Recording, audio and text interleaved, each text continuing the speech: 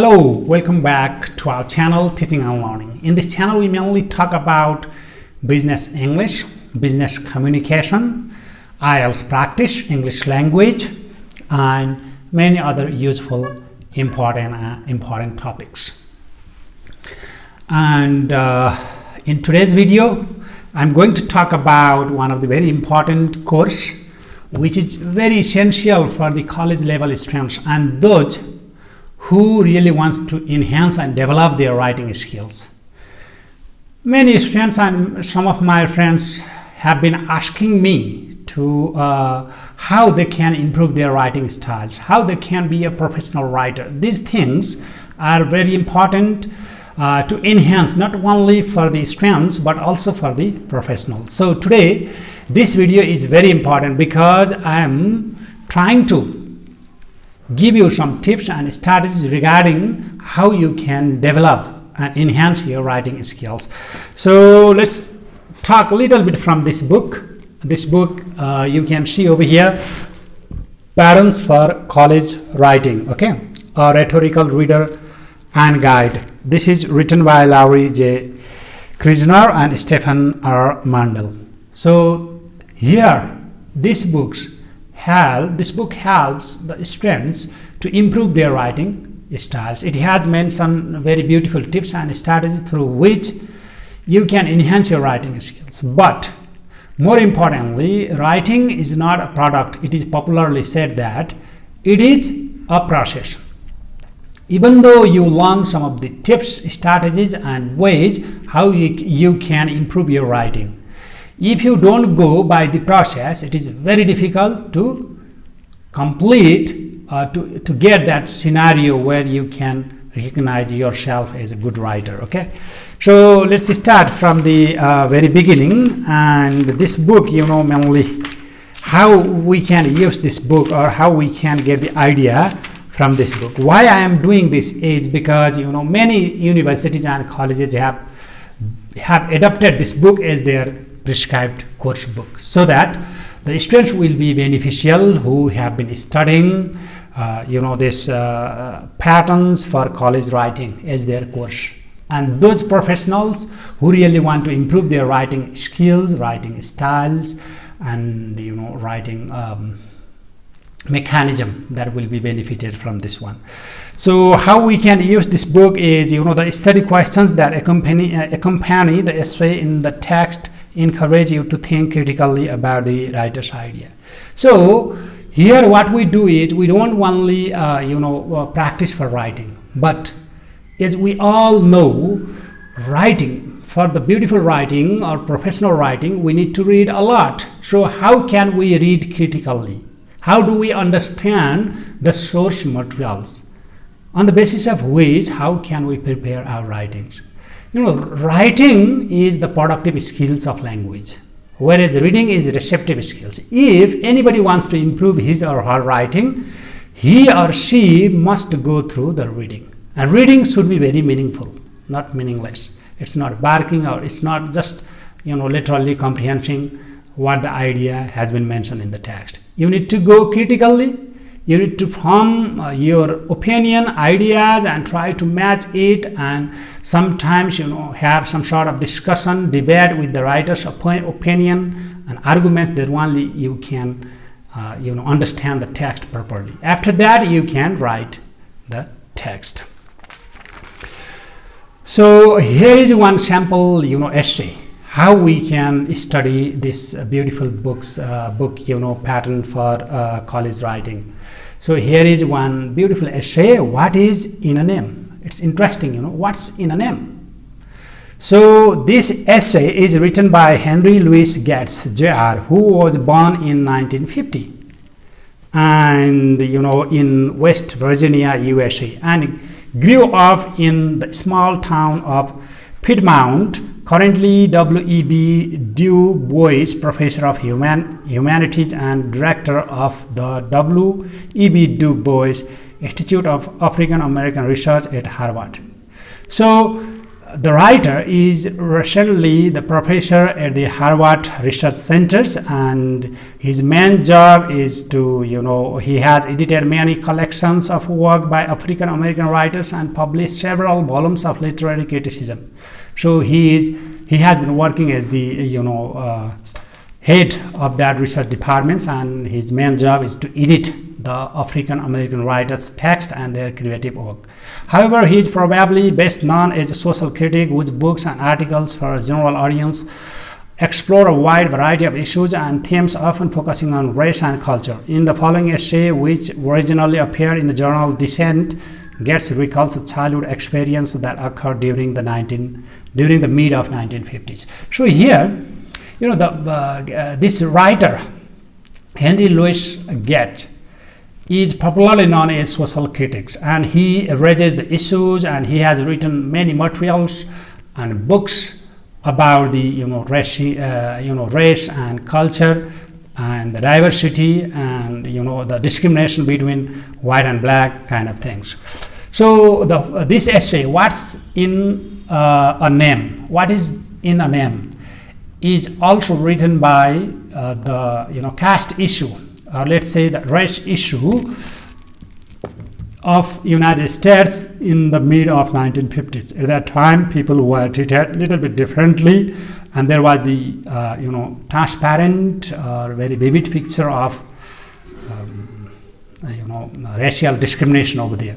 So let's go to the background on the civil rights movements. Okay, in the mid 1950s, the first stirring of the civil rights movements were underway, and in 1954 and 1955, the constitutional in public school, still much of the country, particularly the South, remained largely segregated until Congress passed the Civil Rights Act of 1964, which prohibited discrimination based on race, color, religion, or national origin in businesses, including restaurants and theater, covered by interstate commerce law, as well as in employment. This was followed by the Voting Rights Act of 1965, which guaranteed the equal access to the polls, and the Civil Rights Act of 1968, which prohibited discrimination in housing and real estate. At the time of the experience, Gates recalls here, before these laws were enacted, prejudice and discrimination against African Americans were the norm in many communities, including those outside the South. So here, the writer has mentioned the essay, what's in a name. So the background of this essay, it was created at the time of 1950s. At that time, the America was in the process of abolishing the discrimination in the name of race, culture, nationality, or religion, or gender, whatever. But at that time, however, the government was in the process of passing the bill with regard to the freedom and equality and individual security. But at that time, there was the prevailing of racial discrimination in the United States, and African American used to be treated in a very unhuman way, and they were treated as a very high level of discrimination in the United States. So it was the scenario. So in the essay, it is also given the two quotation by the James Baldwin 1961, the writer, and Terry Ellis 1989. So let's read these two statements. Okay, the question of color takes up much space in these papers, but the question of color, especially in the country, operates to hide the graver question of the self. So it means, at that time in United States, if you ask who am I, rather than that, the deeper question is, which color do I belong to? It's equally here in Nepal and India also, in caste system, so-called upper caste and so-called lower caste. Here in the context, in the Nepali context, it's something like, who am I? I am Brahmin, Kshatri, I am so-called down caste or lower caste. So at that time in the United States also, rather than being the definition of identification of a particular person, self-identification, it was the bigger impact because of which race do you belong to? Either you are white or black.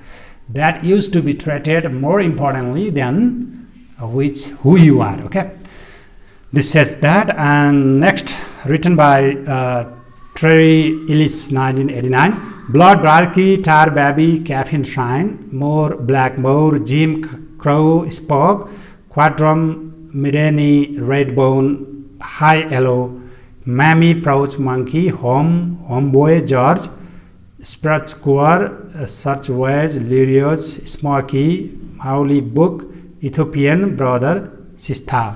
So this expression, this phrase also indicates the high level of discrimination which was inhuman over there at that time in the United States.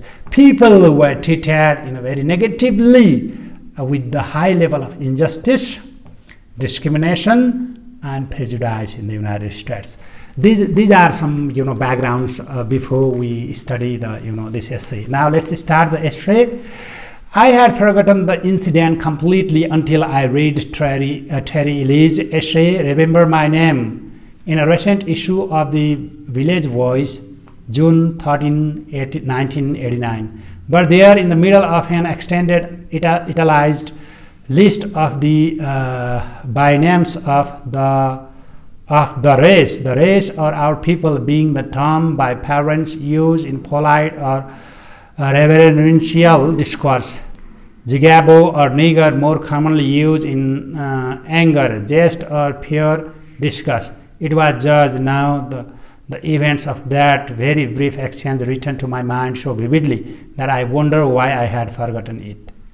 So the writer now has been reading the essay, one article, Remember My Name. And in that article, it was clearly mentioned that in United States, people were given the different names.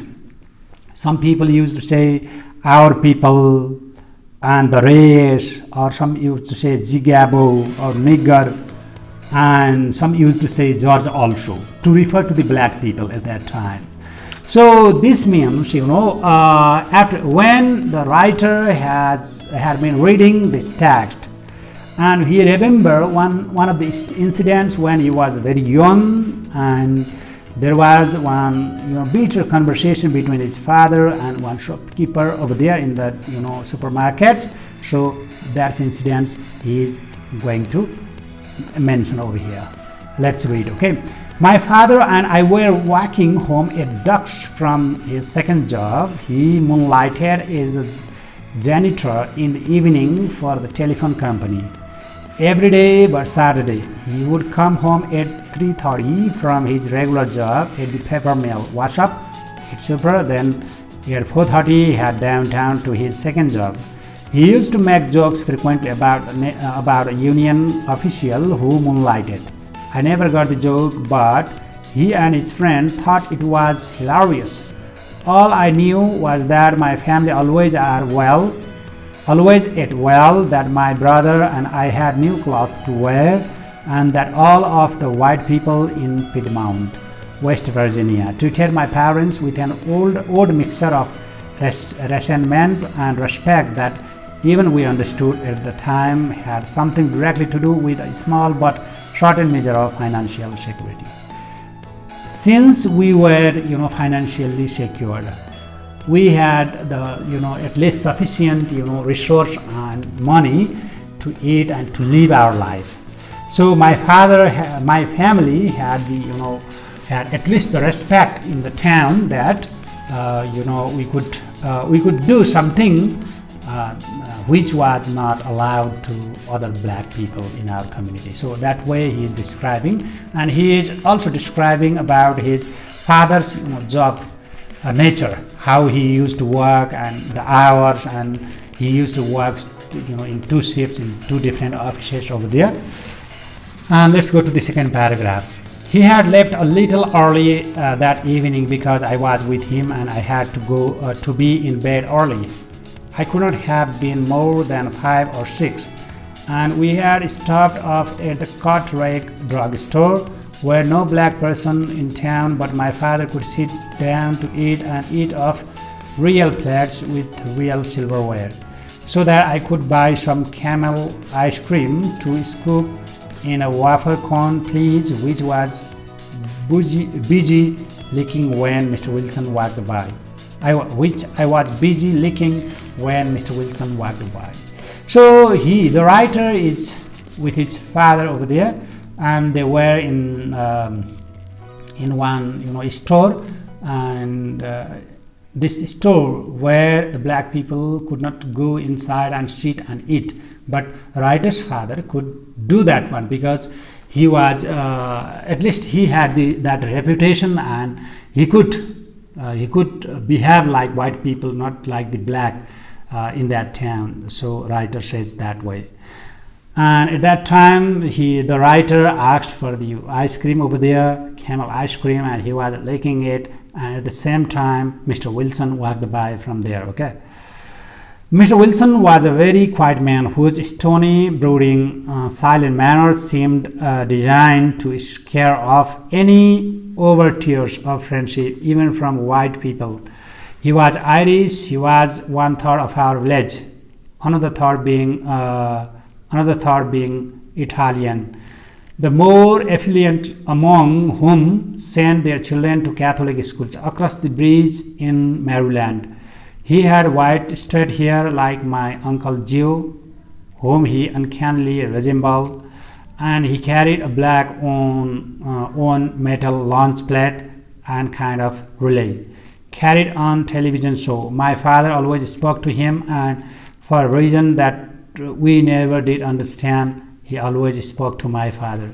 So that way, there is another person whose name is Wilson, and he was a very reputed man over there, and he was a very strict type of person, and he was familiar and famous in that community, and he used to speak with his father also. Hello, Mr. Wilson, I heard my father say. His father said that, hello, Mr. Wilson, hello, Mr. Wilson, and the Wilson replied him, hello, George. I stopped licking my ice cream cone and asked my dad in a loud voice why Mr. Wilson had called him George. Hello, Dad, why did he call you George? It's not your name, you know. Doesn't he know your name, Daddy? Why don't you tell him your name? Your name is not George. So the writer stopped licking ice cream and asked his father that, why, Dad, why this person is telling to you the George? Your name is not George. Why don't you tell your name? Can't this person take your name? When he speak, doesn't he know your name, Daddy? Why don't you tell him your name? Your name is not George. For a moment, I tried to think of who Mr. Wilson was mixing up with, but we didn't have any George among the colored people in Piedmont, nor were there colored Georges living in the neighborhood towns and working at the mill.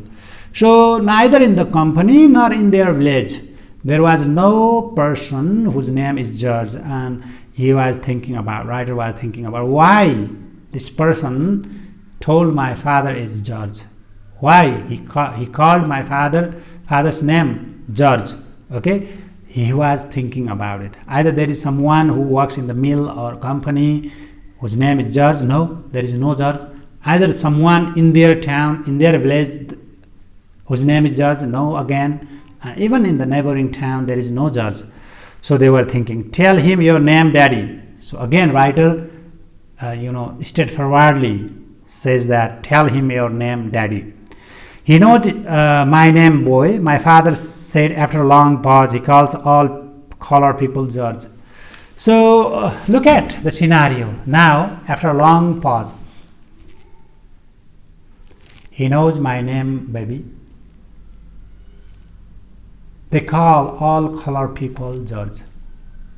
So all the black people are called by the name of George, even though they have different name. Look at. The daddy replies to the son. Son means here the writer.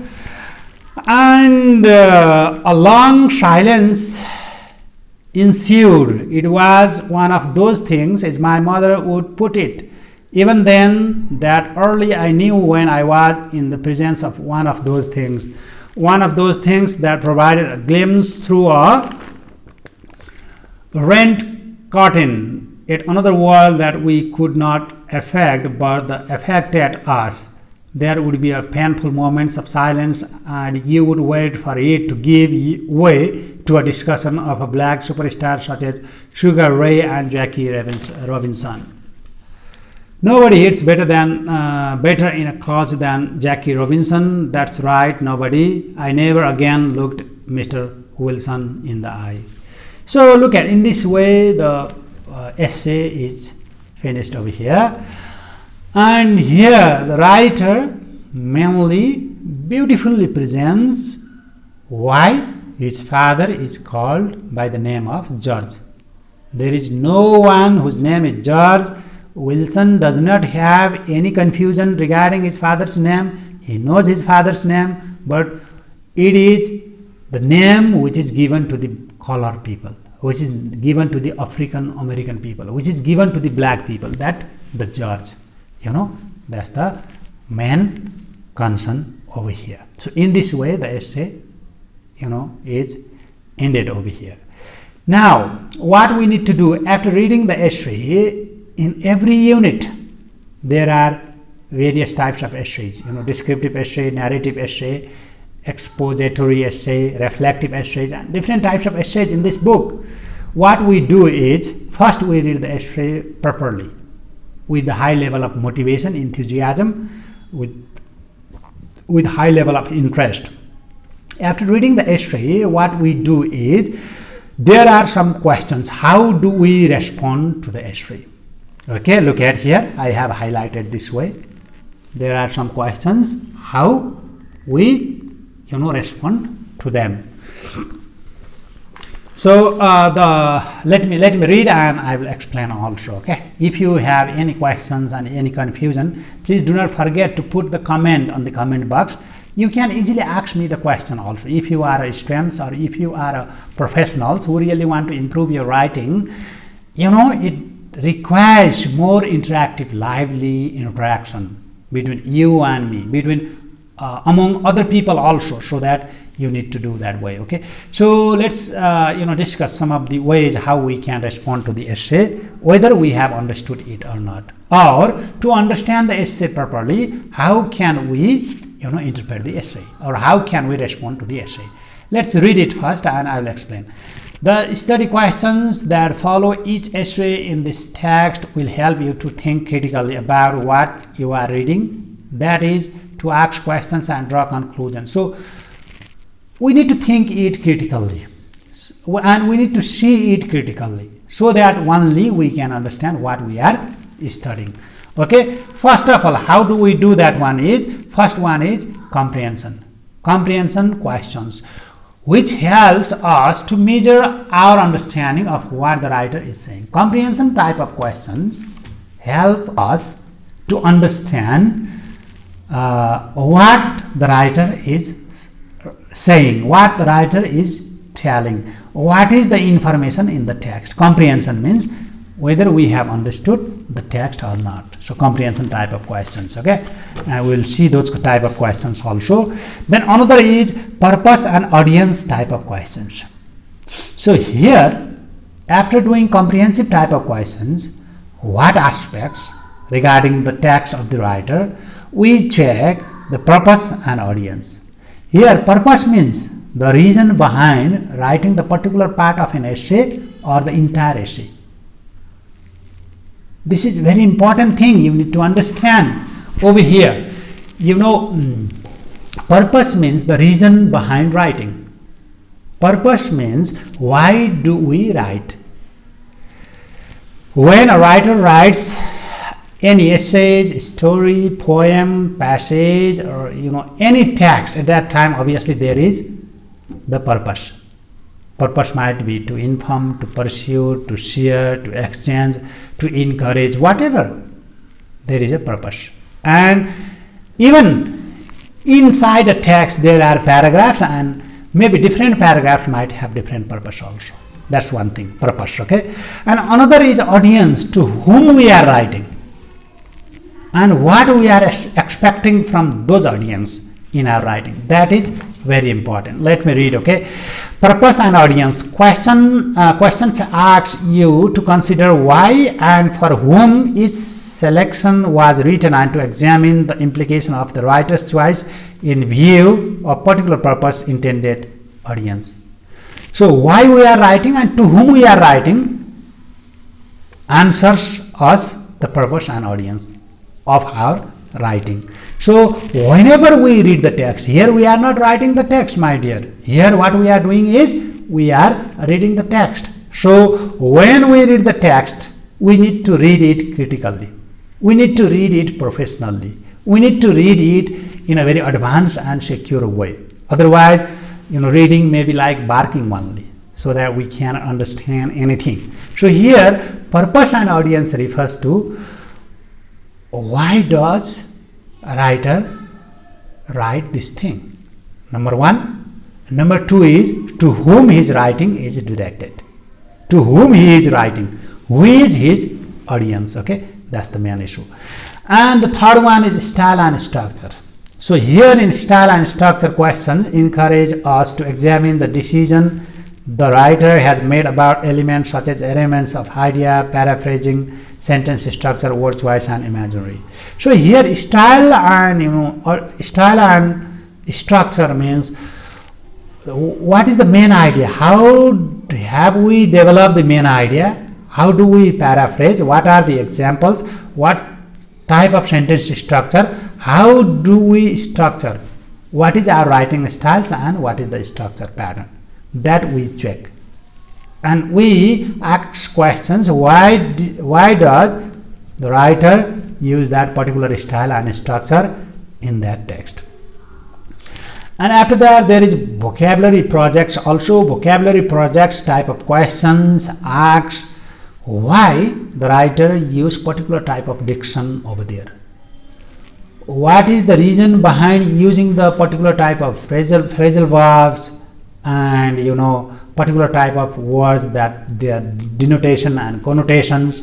Mainly we deal with the word choice over here, vocabulary projects. Why does the writer use those particular type of words in the text? We check that one. And last one is journal entry. Here in journal entry, after reading that text in a critical way, by asking some literal comprehension type of questions, by asking the reason and the audience to whom he has written, and the styles and structure that he or she has used, okay, and then the vocabulary, particular type of vocabulary and phrasal verbs are used.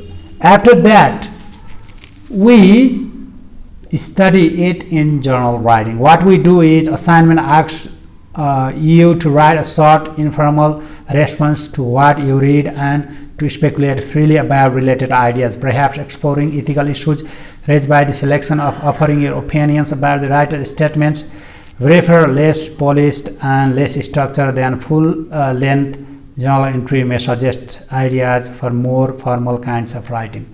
So here in journal entry, we respond, we put forward our viewpoints, our thinking and our moral regarding the text.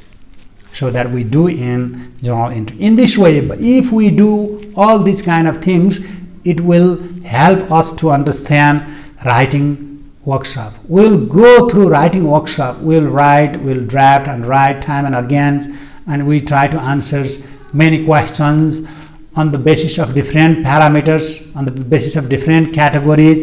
In the similar way, we also check the combining the patterns, how we can combine the patterns and structure and styles in the similar way. What are the thematic connection? How can we connect the text from the thematic perspective? That those things also we check over there. So that way we can enhance our reading, critical readings, and this is the style through which we can improve our writing skills.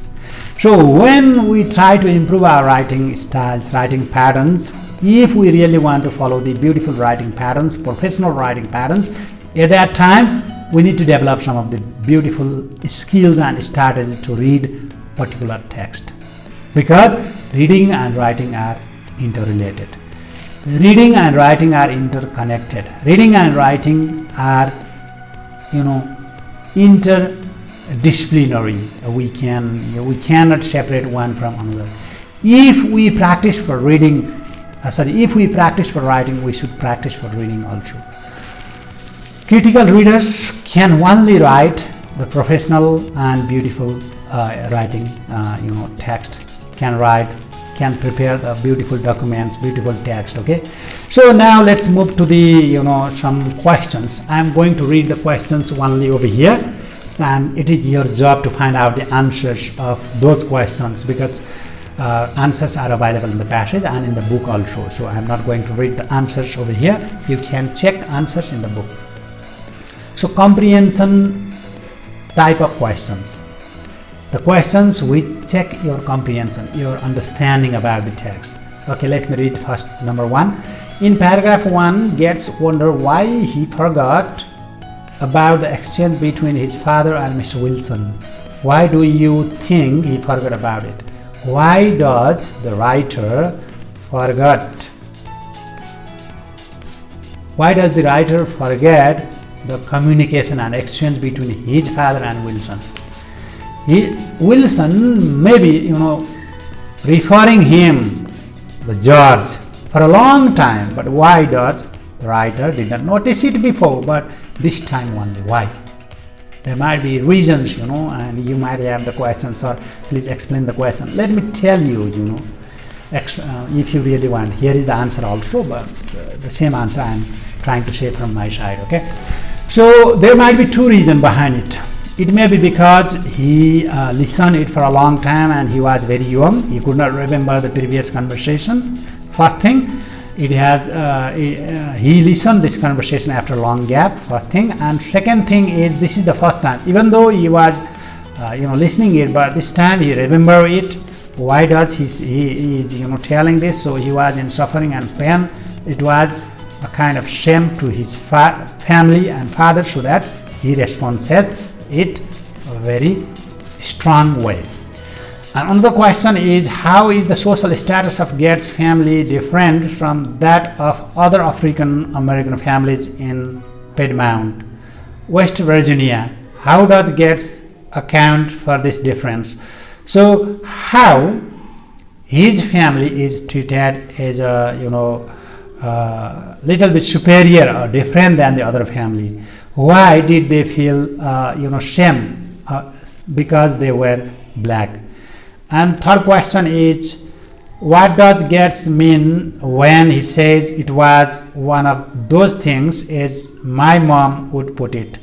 So why does the writer says it was one of those things? Means they are ongoing things. They often happen for that particular situation. So for that reasons. And another question for the literal comprehension is, why does Gates' family turn to a discussion of a black superstar after painful moments of silence, such as the one he describes? What might be the reason? You can easily understand, The reason might be since they feel ashamed over there.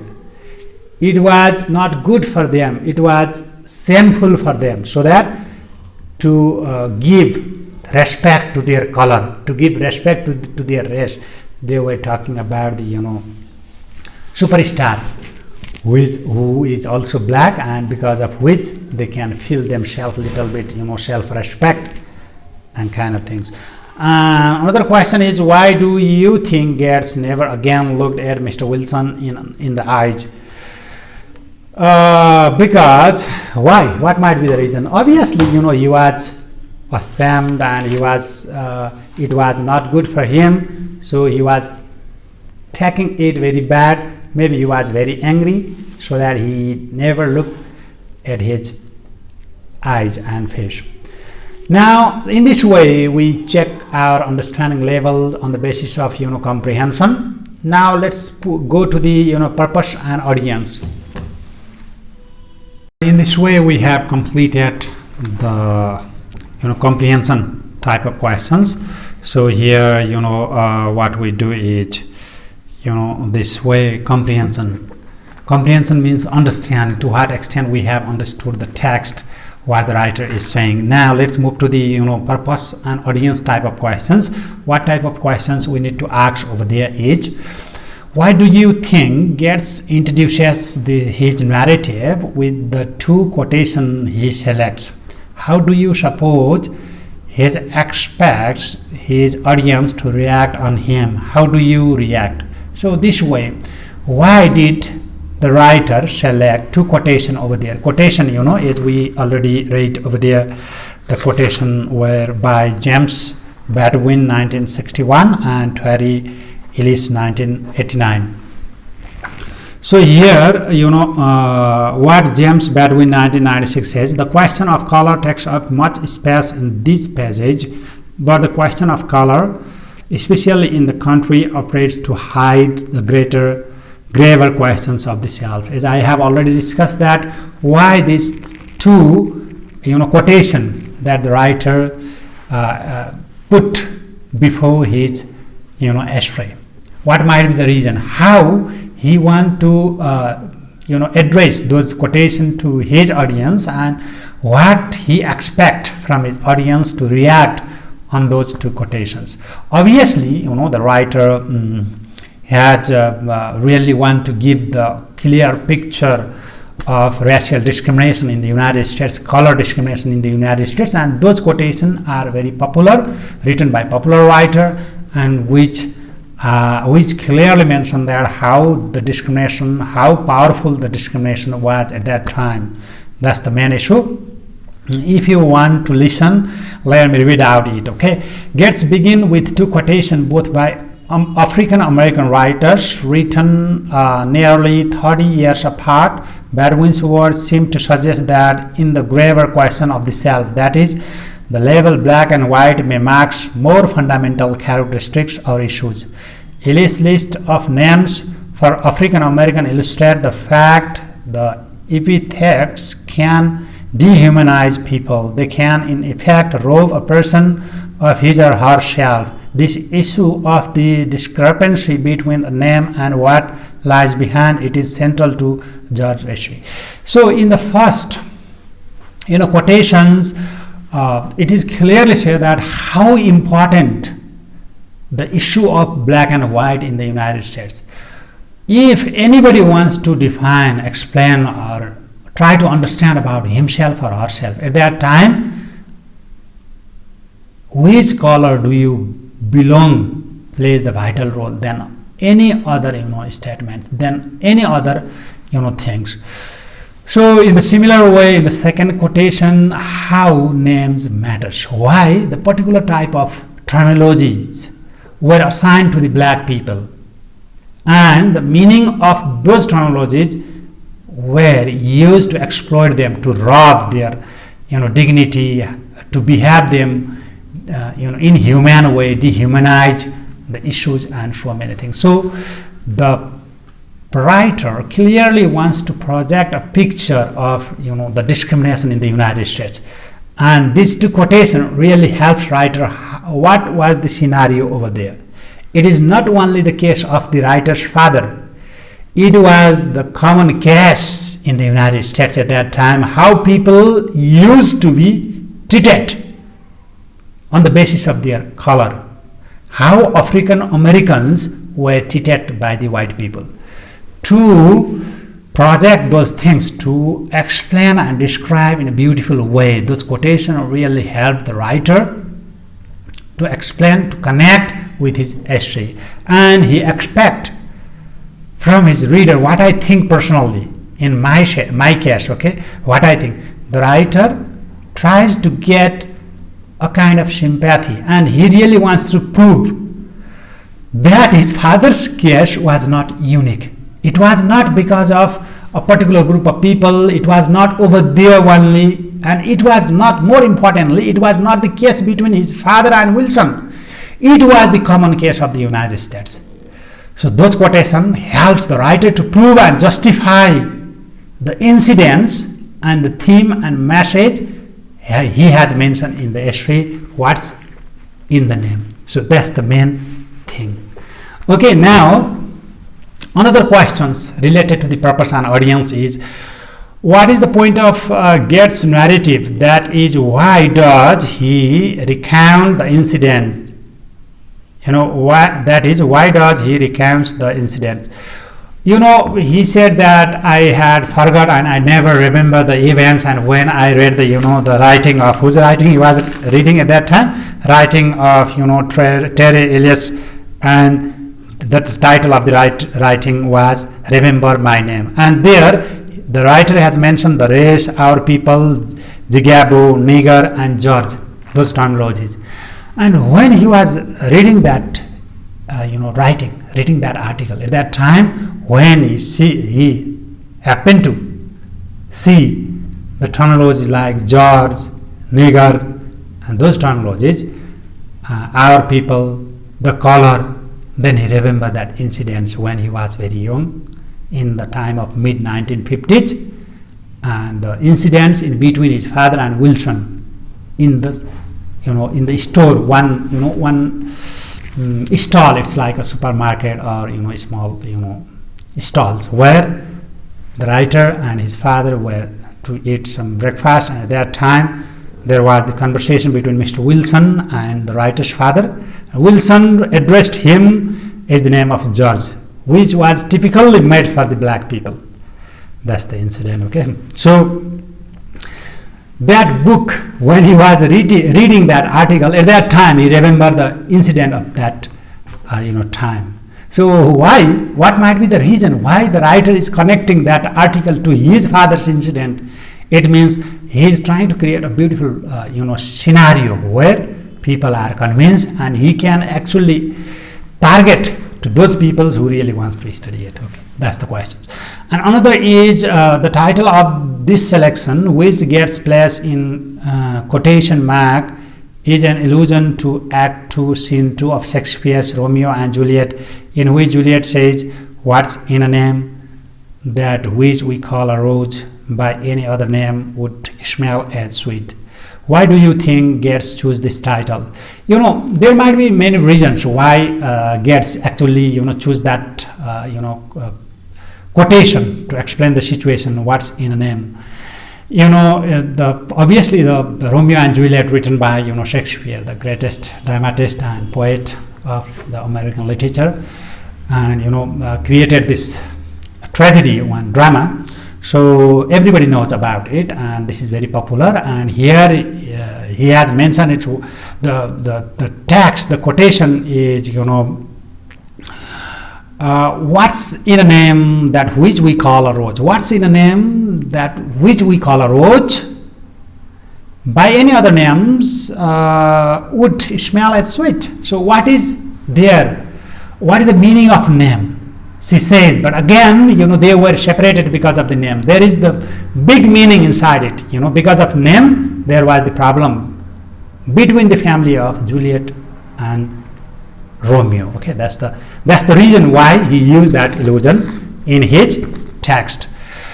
Let's move to the style and structure. Does paragraph 1 add something vital to the narrative, or would Gates' story make sense without the introduction? Could another kind of introduction work as well? Here in style and structure, what we check simply is, why does writer put that background before introducing his text, before introducing his history?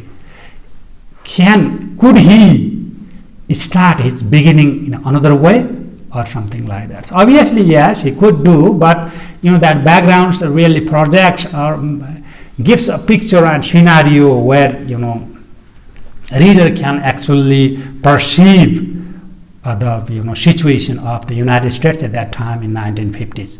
So he is trying to validate the incident that is written, that is explained, that is described in his essay by the backgrounds of the history in the time of 1950s. And another is, what does the use of dialogue attribute to the narratives? Would the selection have a different impact without dialogue? Explain. Okay, explain. Okay, why does the writer use dialogue in his history? Can't he write without dialogue also? just by describing, telling you the truth. When I was reading this text, at that time also I thought it is a story rather than an essay, because there are dialogues. It looks like essay, the conversation between the writers and his father, conversation between writer's father and Wilson, and there is a talk and dialogue. Why does writer choose the dialogue in this text? What do you think? What might be the reason? Yes, what I think, as it is also mentioned in the book, this is written in the perception of the young child, very young child. So the child's language can be projected, can be reflected by using the dialogues. So very innocent child, very young child could have project theme of the subject matter in a dialogue form rather than narratives. Okay, to make it more realistic, to make it more valid and authentic, writer might have used the dialogues in this text. That might be the reason, and you can read from here also what is written over here in the book. Let me read also. Otherwise you think that, okay, what he is saying. Okay, no, don't worry. Let's check, okay, over here. Gates was 5 or 6 years old when the incident occurred. And the dialogue helps to establish the child's innocence as well as his father's quiet acceptance of the situation. Look at, as I have said, he uses dialogue over here because to reflect the innocence and young perception of the child and his father's acceptance. In short, the dialogue is a valuable addition to the piece because it creates two characters, one innocent and one resigned to injustice, both of whom contrast with the voice of the adult narrator, wise, worldly, but also angry and perhaps ashamed, the voice of a man who has benefited from the sacrifice of men like George's father. So these are the things why the writer used the dialogue.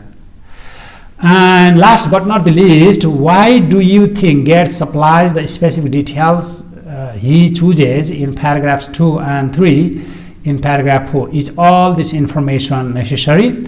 Yes, obviously, the writer had chosen the description about his father's job, where they used to live, and whether they were treated in a different way in the society than in comparison to the other black people. So that way he has mentioned the details in paragraph 2, 3 and 4. Let's see to what extent they are important. Okay, the details Gates provide in paragraph 2 and 3 helps to establish the status of his family in Piedmont, because readers have this information. The fact that the family was ultimately disregarded and discounted by some whites emerges as deeply ironic.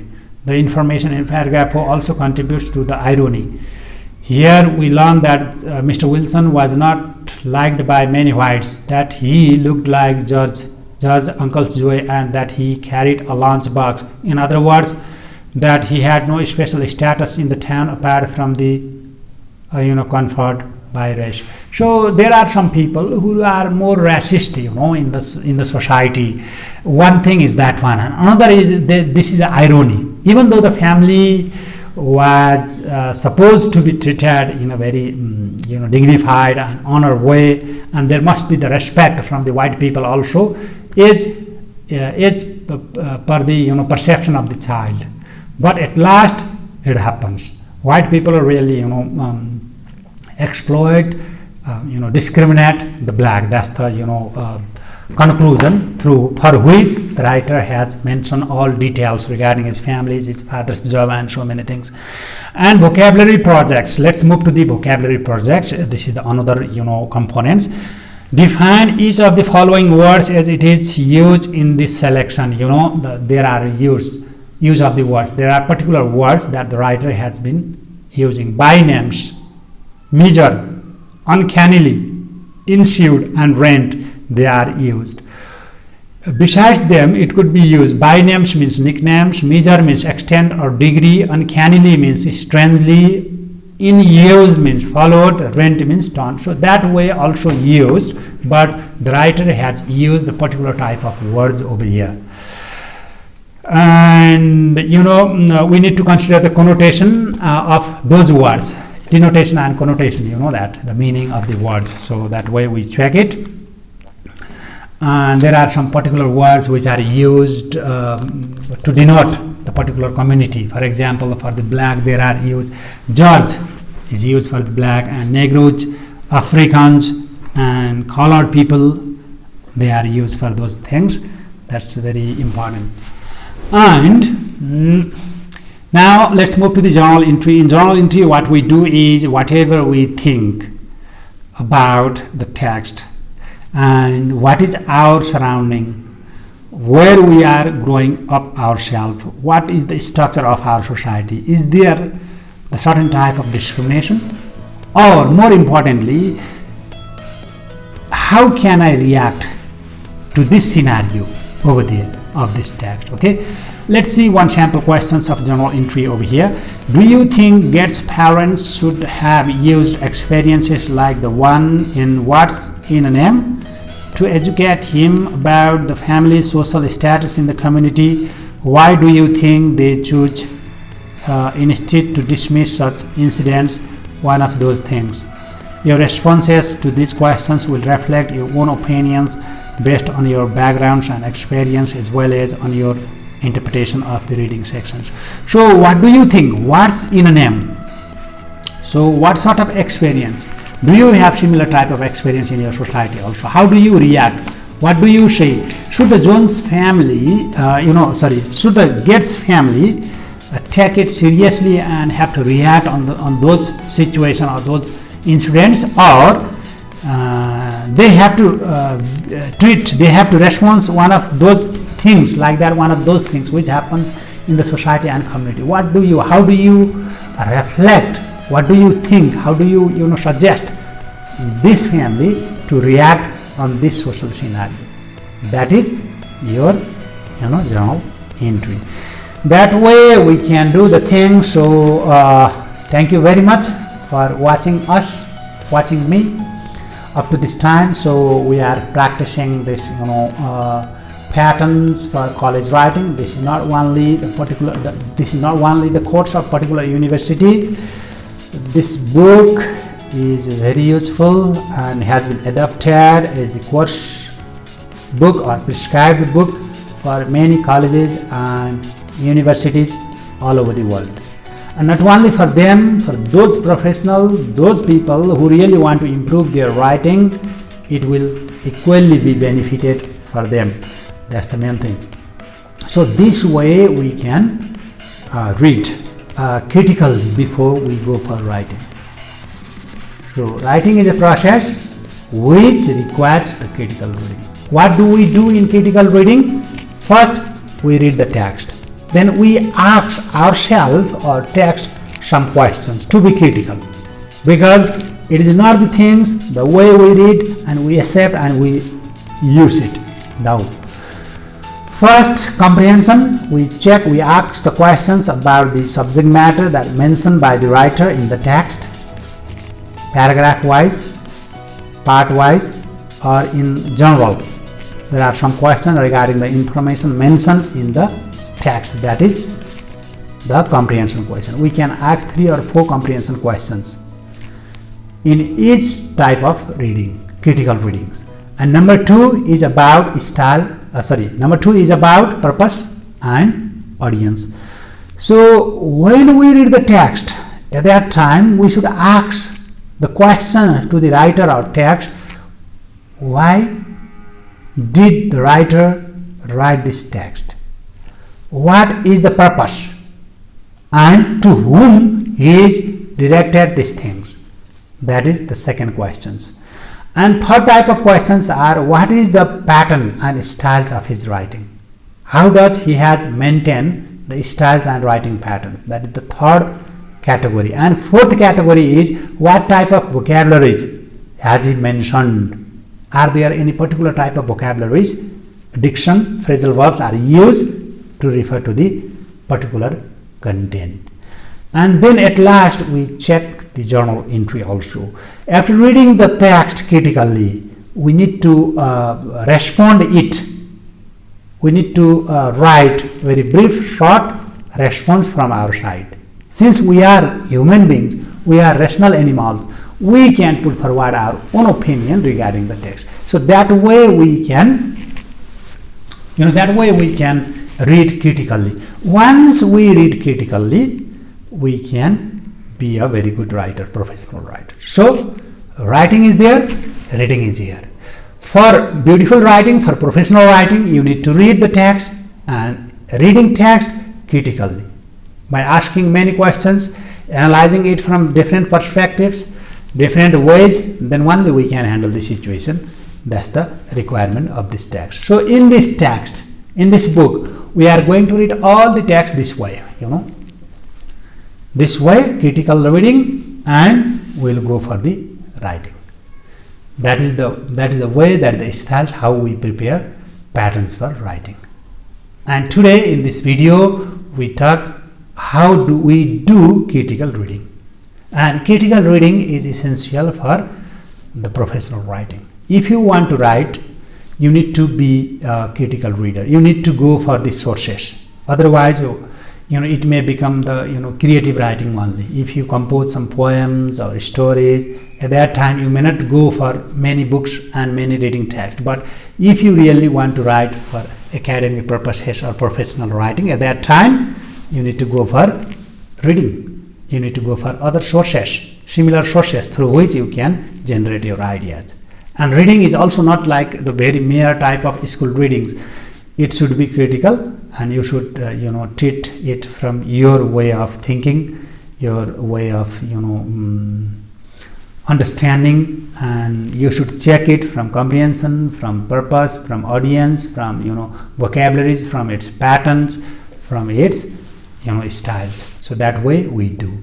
Thank you very much for watching us, our channel, watching me. So in the next video I'll talk about writing patterns. How do we develop our writing styles? What are the steps for writing process, better writing?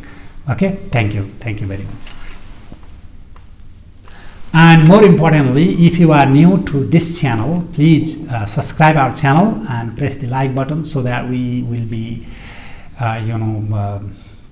more motivated, and for the next time it helps us to be more precise regarding our videos. And why don't you put your comments if you have any question regarding critical reading and how critical reading is related to the professional writing, and why it is important for the professional writing.